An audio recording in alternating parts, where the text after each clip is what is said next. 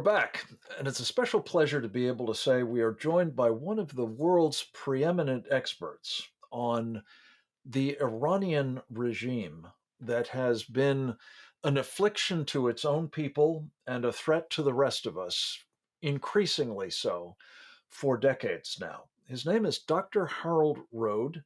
He is one of the longtime duty experts on both Iran and the Middle East more generally for the United States Department of Defense, now retired after decades of distinguished service there, and is a distinguished senior fellow these days at the Gatestone Institute. He is a valued contributor to our work and has been for many years, and I'm very pleased to have him here to talk about, well, the subject of one of his most important books, I believe, The History of Islamic Warfare.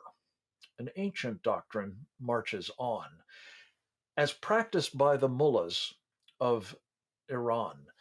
Harold Rhode, welcome to Securing America. It's good to have you with us, sir. Wonderful being with you, Frank, and thanks for all these nice compliments. I hope I live up to what you said. Well, they're heartfelt and they're deserved, as in this case. Let me ask you first, Harold, to set the scene for us. We're going to talk in length about what has been going on in successive efforts to dissuade the mullahs, the ayatollahs, of their nuclear ambitions. But I want to start with you by talking about how long have they had those ambitions? How far back does this go in the so-called Islamic Republic of Iran's, agenda? I would say it goes way back to the beginning of Islam. You use any weapon you have to advance Islam. Now, I would say for the mullahs, it's very simple.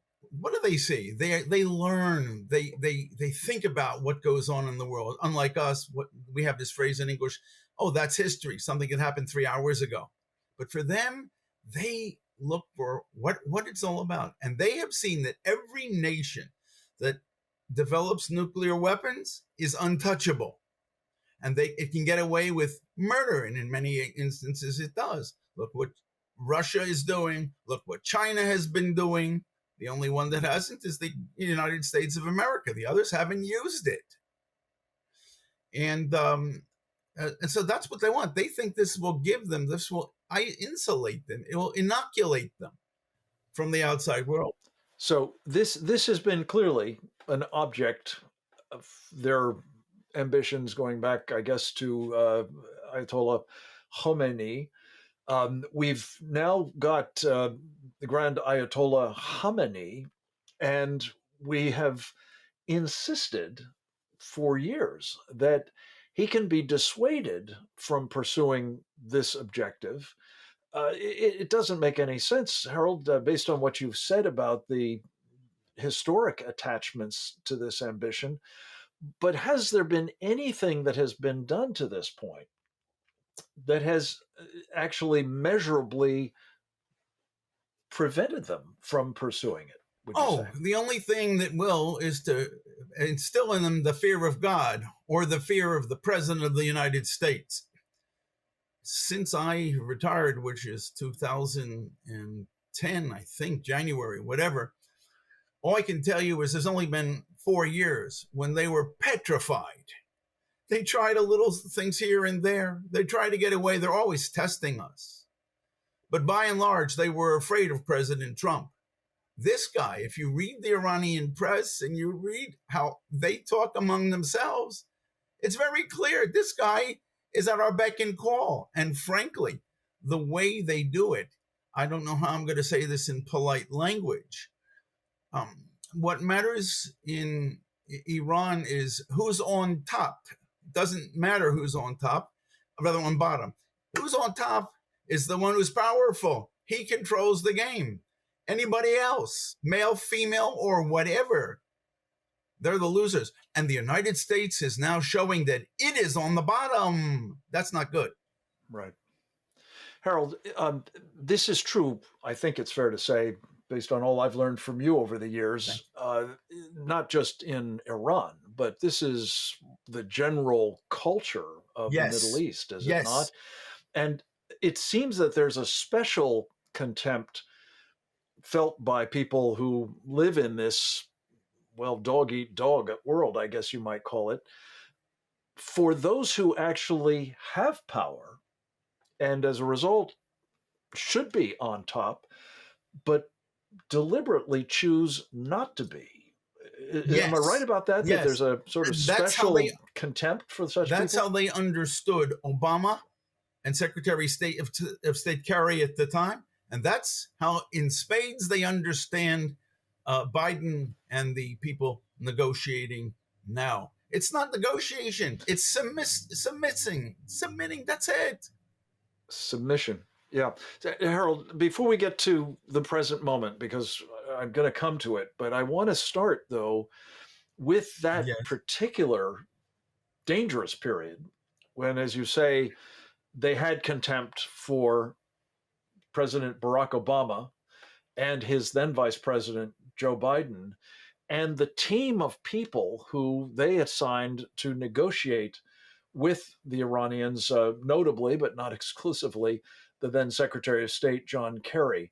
The object of that time was to get something that came to be called the Joint Comprehensive Plan of Action, or JCPOA. Remind us what was the upshot of those efforts and the lengths that Kerry and company went to get that particular deal, which President Trump, as you pointed out, um, considered to be the worst in history. well, the Iranians know how to best people, as I used in the previous example. And what happened under John Kerry and President Obama? Let's just look at Iranian cartoons in the newspapers. The more that we gave in to them, we began to see cartoons in Iranian newspapers depicting President Obama. In it emphasized, let us say, his Afro-American features. Now, why is that important? Because the subtle message in Iranian culture is that black-skinned people are inferior.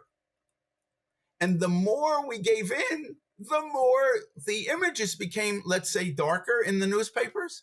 This is crazy. Now, what about John Kerry? John Kerry, at one point, was on crutches. Now, anybody who has a defect like that, for whatever reasons, in this case, I understand that Kerry broke his leg or something, then all the cartoons had him on crutches. And that is, we're on top, they're on the bottom. The more we gave in, that's what happened.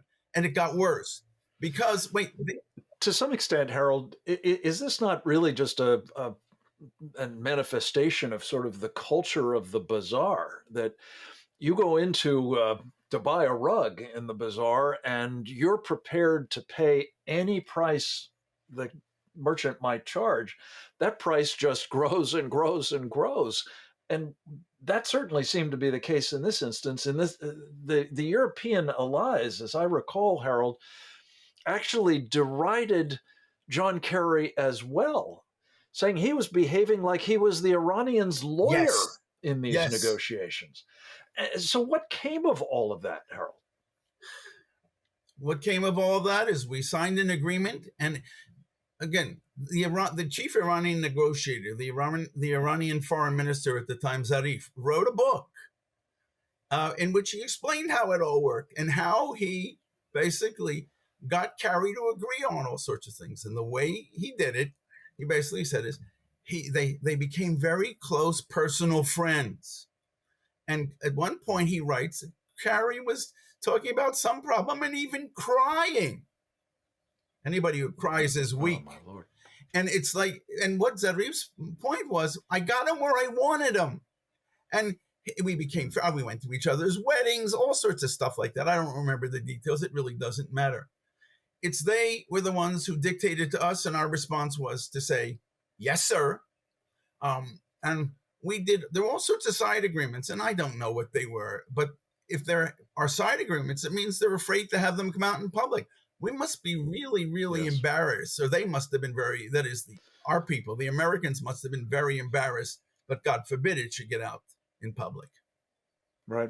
At the end of the day, as I recall, Harold, this thing was such a dog's breakfast, as they say, that the administration declined even bringing it forward for Congress's consideration, the Senate's advice and consent, as one would a proper treaty.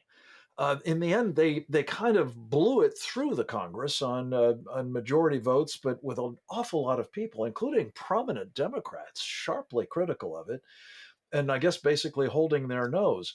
Harold, we're going to pause for just a second for a moment to come back to this topic of the legacy of that negotiation, the product of the deal that, as I say, Donald Trump reviled and actually repudiated when he became president of the United States, and the extent to which the same people who brought us that terrible deal, manifestly defective, manifestly unavailing in terms of actually restricting, let alone preventing the Iranians from getting a bomb, have been put back in charge and are now negotiating this nuclear deal 2.0 with the Iranians and are apparently imminently going to unveil it in all of its odious character. We're going to talk with Harold Rhode about what this new deal looks like and what it will mean not just for the Iranian people or even for the region, but for us as well.